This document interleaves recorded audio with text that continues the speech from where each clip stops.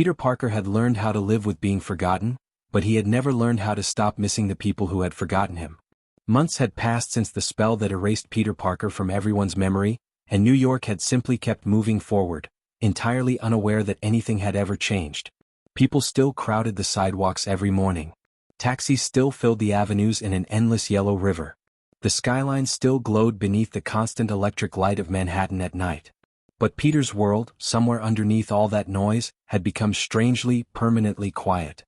He lived alone now in a tiny apartment with barely enough furniture to make it feel like anyone actually lived there, working long hours just to cover rent, and spending his nights swinging between buildings as Spider-Man because that was the one piece of his old life the spell hadn't been able to take from him. Photographs of Aunt May stayed hidden inside a small box shoved beneath his bed. The few remaining possessions from his old life sat untouched in a corner of the apartment, because looking at them for too long still hurt more than he could explain to anyone. Not that there was anyone left to explain it to. MJ was alive. Ned was alive. Happy was alive. Countless other people he had once loved were all still out there somewhere, living their lives exactly as they always had. None of them had any idea that Peter Parker had ever existed at all. He caught glimpses of MJ sometimes from a distance, through the window of the coffee shop where she worked.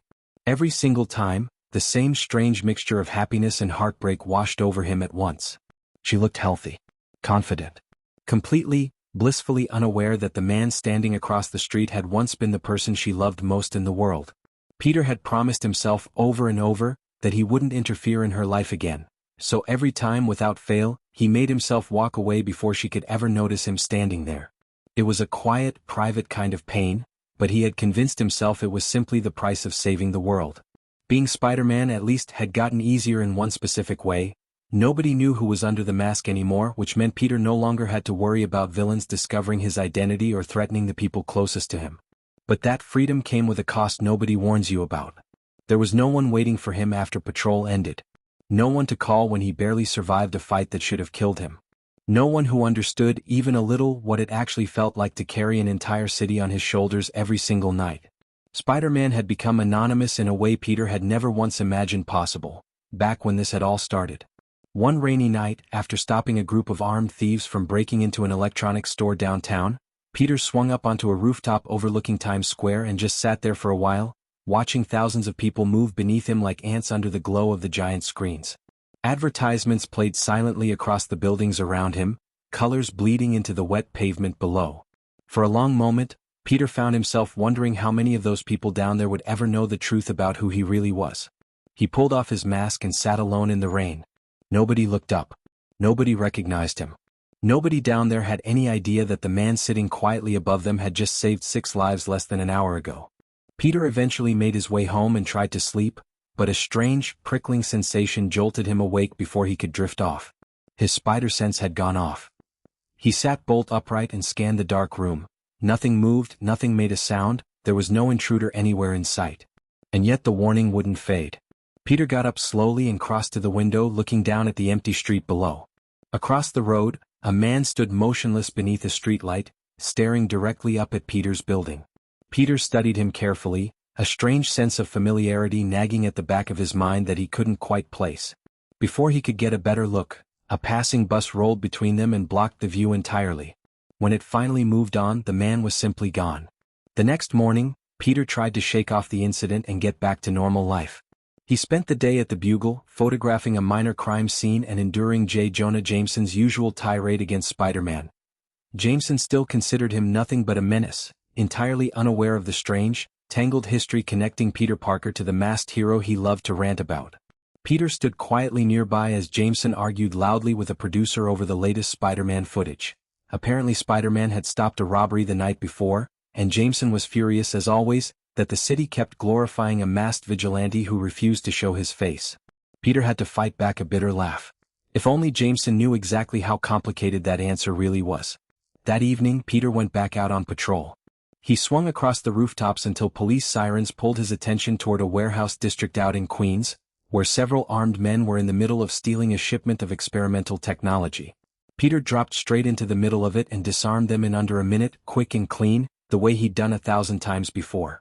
One of the criminals bolted for a side door, but Peter webbed his legs mid-stride and yanked him back before he could get away. As police finally arrived on scene, Peter heard one of the arrested men mutter something under his breath that stopped him cold. "Get him off me, Parker." Peter froze completely. The man looked up at him, and for one long second their eyes locked. Then the man's expression shifted, from flat recognition into sudden, genuine confusion. "Wait," he said, blinking hard. "What did I just say?" Peter stared down at him. "You called me Parker." The man shook his head slowly, clearly unsettled by his own words. "I don't know you," he said almost to himself. Peter's spider sense started tingling again, faint but unmistakable. The officers led the criminals away, but Peter stayed behind on that rooftop long after everyone else had gone, replaying the moment over and over in his head. The memory spell was supposed to have erased Peter Parker from everyone's memory completely. No name, no relationships, no connection to Spider-Man left anywhere. And yet someone had just called him Parker without any idea why the word had even come out of his mouth. Peter started digging. He pulled police databases, news archives, and public records on the arrested man, a low-level technology thief named Daniel Hargrove, with absolutely no known connection to Peter anywhere in his history.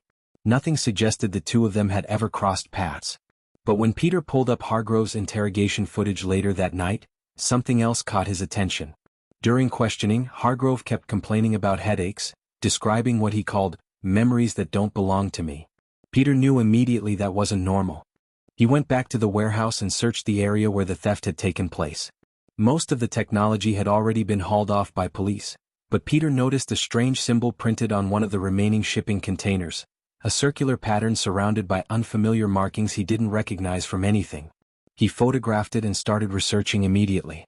The symbol turned up nowhere in any conventional database he had access to. Then something happened that genuinely frightened him. The image on his phone suddenly distorted, glitching for less than a second, and in that flicker Peter swore he saw a completely different room reflected on the screen. A laboratory. A man standing inside it, half turned away from whatever camera had caught him. Peter blinked and the image was gone. He checked the photo again immediately. Nothing.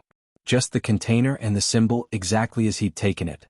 Peter stared at the screen for a long moment, wondering if exhaustion was finally starting to break something in his head. He hadn't slept properly in weeks. Maybe he'd imagined it. Maybe Hargrove had simply heard his name somewhere random and it had stuck. Maybe the strange symbol was nothing more than some obscure company logo he didn't recognize. Then his phone buzzed with a new message. No number attached. No contact name. Just a single photograph. Peter opened it and his entire body went still. The picture showed him standing beside MJ, taken years earlier, both of them smiling, her arm wrapped around him. He recognized the location instantly, the rooftop where they'd once spent an entire evening together, back before everything in his life had fallen apart. Peter stared at the photograph, unable to breathe for several seconds. Someone remembered. Someone out there had access to memories that were never supposed to exist anymore, memories the entire world had been stripped of months ago. Then a second message appeared beneath it.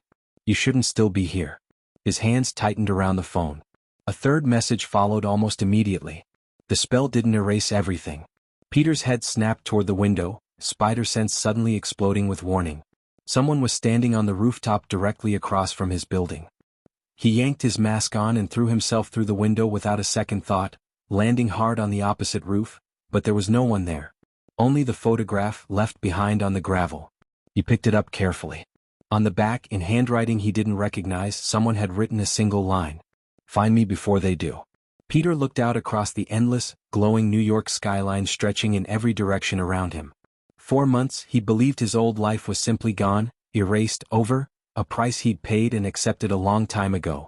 Now, standing alone on that rooftop, he understood something far more unsettling. Maybe the spell hadn't just erased everyone else's memory of Peter Parker. Maybe it had left something else behind in the process. Something fragile. Something that was already starting to crack. And somewhere out there, in a city of 8 million people who had all forgotten his name, someone remembered exactly who Spider-Man really was. Peter pulled his mask down over his face. Then he disappeared into the night.